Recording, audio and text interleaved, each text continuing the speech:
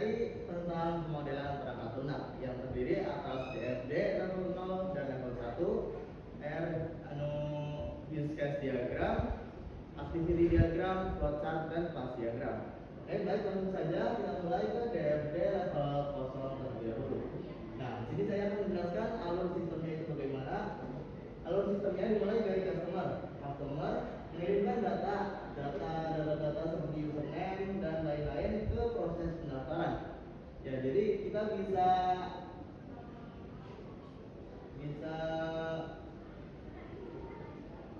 jadi kita umpamakan saja customer itu sedang mendaftar, sedang login ke proses pendaftaran.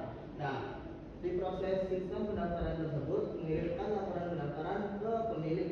Nah, jadi pemilik itu tahu nih, ada yang login nih, ada yang input data, ada yang mau daftar ke website permohonan kita. Nah, jadi setelah itu customer sudah memiliki akun otomatis. Nah, ketika customer sudah memiliki akun, dia mengirimkan data loginnya yang sudah terkonfirmasi di sistem 170 ke proses pembelian barang. Nah, jadi sebelum customer melakukan proses pembelian barang, dia harus memiliki data login terlebih dahulu. Yang mana ketika proses pembelian barang tersebut sudah dikirimi data login oleh customer, maka si customer memilih barang nih otomatis di sini yang akan saya jelaskan nanti di DFD level 1. Nah, barang apa yang dipilih, harganya berapa itu dilaporkan datanya ke pemilik toko.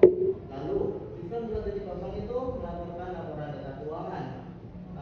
Uangnya itu nambah berapa, kurangin berapa itu ke pemilik tokonya. Nah, 2.0 juga mengirimkan nota hasil bukti pembayaran si customer kepada customer.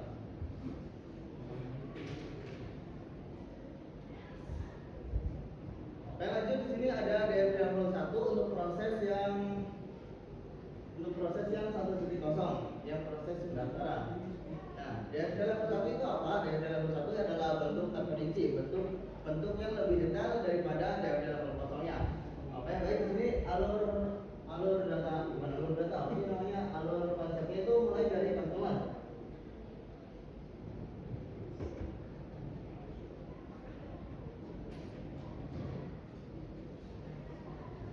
Nah, jadi customer itu mengirimkan data customer kepada input data. Nah, setelah datanya diinput di sistem 1.1, maka sistem tersebut mengirimkan data customer ke cek kelembapan. Apakah datanya sudah lengkap, apakah password dan username-nya sudah benar, alamatnya sudah terisi, nomor teleponnya sudah terisi atau belum. Nah, ketika sudah terisi semua, maka terkonfirmasilah di sistem 1.2 itu mengirimkan notif bahwa si customer itu sudah memiliki akun untuk memasuki halaman web kita. Nah, lalu si sistem 1.2 itu mengirimkan data customernya disimpan di data karyawan, di penyimpanan data karyawan. Nah, lalu dari penyimpanan data karyawan tersebut mengirimkan data customer yang login tersebut di data laporan data customer.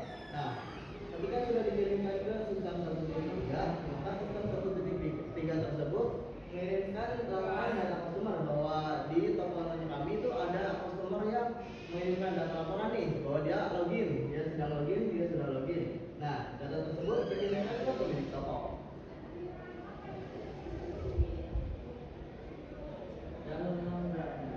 Nah, lanjut ini ada DFD level 1 proses yang kedua, proses pembelian barang. Nah, alurnya itu gimana cara customer membeli barang di toko online kita? Si customer itu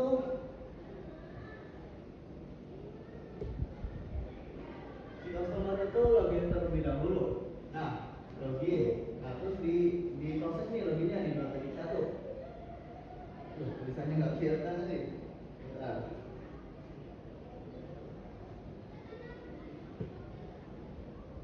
Nah, ketika si customer tersebut login, customer mengirimkan data barang yang akan dia pesan, yang akan dia beli.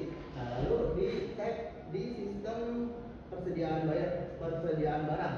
Nah, barang yang dia akan pesan, yang akan dia beli itu ada apa enggak stoknya, harganya sedang diskon atau tidak, terus ya dicek lah artinya ada barangnya atau enggak.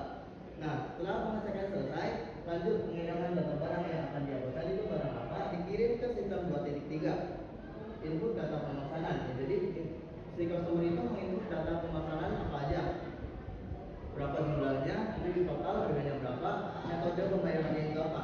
Setelah seperti itu, lanjut data pemesanan tersebut dikirimkan ke penyimpanan data pemesanan. Nah, lalu dikirimkan lagi ke proses pembayaran.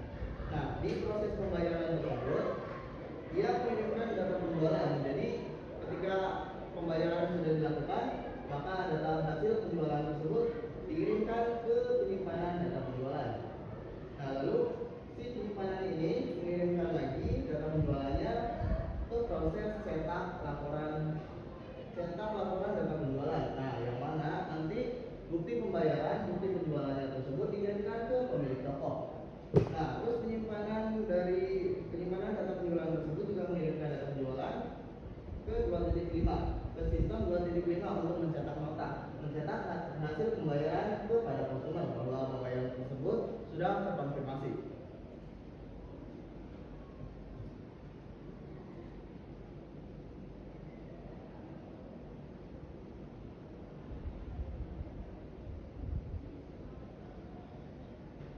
Lanjut, flowchartnya itu adalah di sini saya membuat flowchart itu dari sudut pandang pelanggan.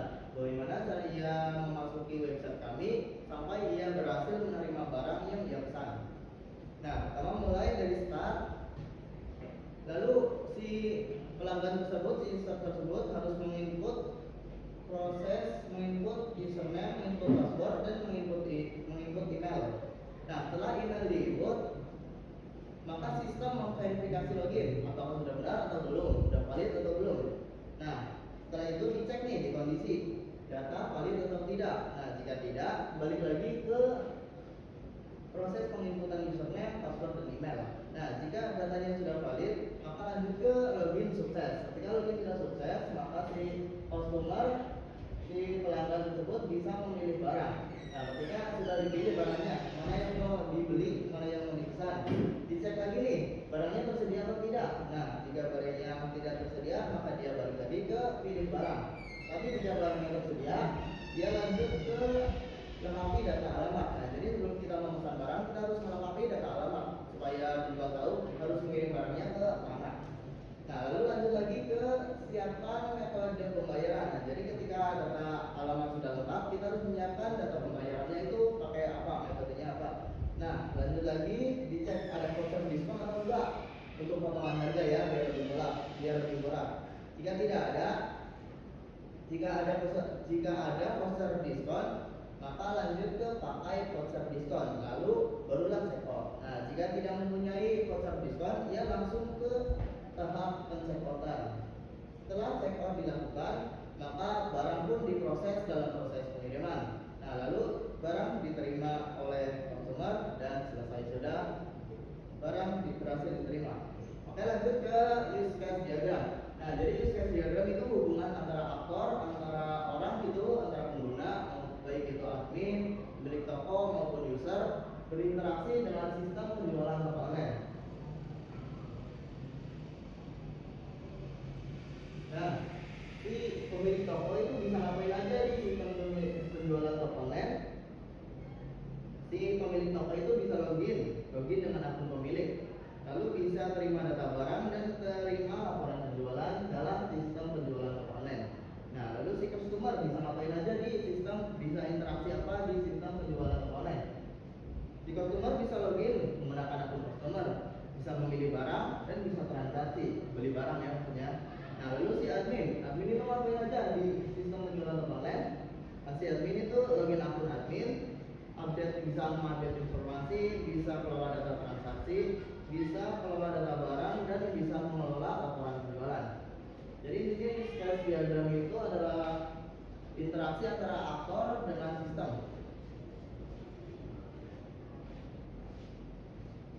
Oke, yang terakhir di sini adalah kelas diagram. Kelas diagram menunjukkan entitas-entitas dalam suatu website yang kami gunakan. Nah, di website toko online tersebut kami ada entitas admin, login, sistem aplikasi, pemilik toko, konsumen dan barang. Nah, jadi maksudnya gimana? Di sini ada simbol min dan plus. Min itu berarti private dan plus itu berarti publik. Nah, minnya itu maksudnya apa? Si admin itu mempunyai apa saja di dalam toko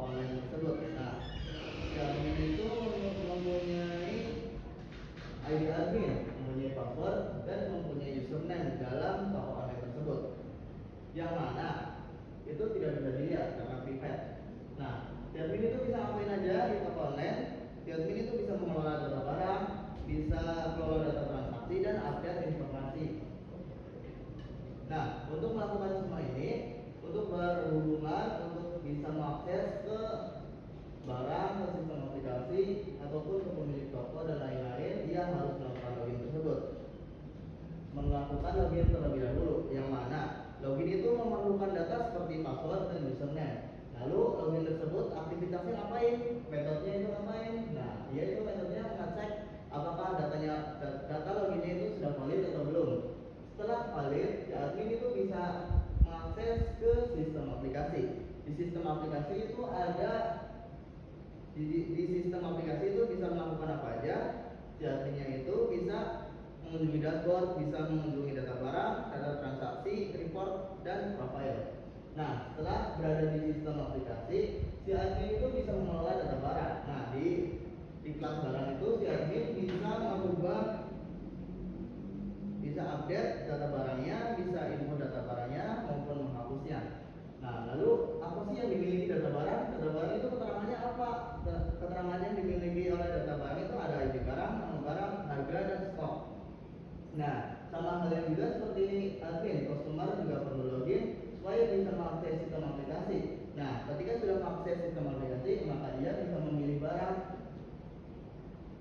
Begitu juga dengan pemilik toko.